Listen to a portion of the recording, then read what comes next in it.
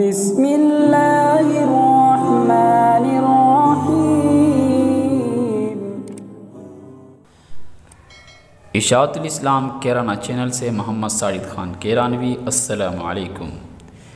جمعیت علماء ہند کے general secretary مولانا محمود مدنی صاحب نے پریس ریلیز جاری کرتے ہوئے بابری مسجد سے متعلق سپریم کورٹ کے فیصلے سے شدید اختلاف کا اظہار کرتے ہوئے اسے حقائق اور سچائی کو نظر انداز کرنے والا اور غیر منصفانہ قرار دیا ہے۔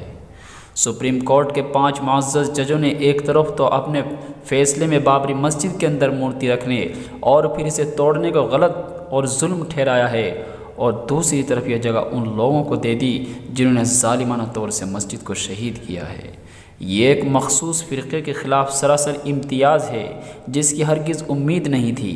اس فیصلے سے عدلیہ پر اقلیتوں کا اعتماد متزلزل ہو گیا ہے کہ ان کے ساتھ انصاف کے بجائے ناانصافی ہوئی ہے۔ مولانا محمود مدنی صاحب نے کہا کہ جب ملک آزاد ہوا اور یہاں دستور ہند کا نفاذ ہوا تو اس وقت بھی وہاں مسجد تھی۔ نسلوں سے لوگوں نے دیکھا ہے کہ وہاں مسجد تھی اور لوگ نماز پڑھتے تھے۔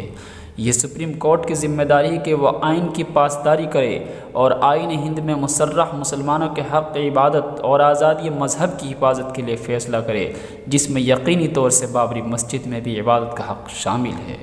مولانا محمود مدنی نے کہا کہ اس سلسلے میں سپریم کورٹ کے سابق جج جسٹس گانگولی کے بیان کا بھی حوالہ دیا، جس میں انہوں نے کہا ہے کہ تاریخ کے طالب علم ہونے کے باوجود ان کے لیے فیصلہ ناقابل فہم ہے۔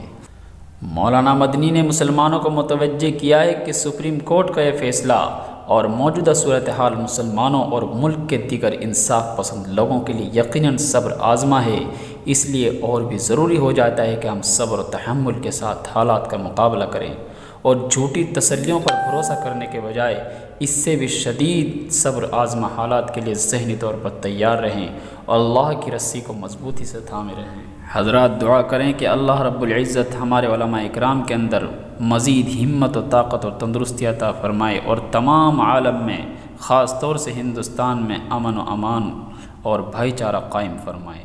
آمین۔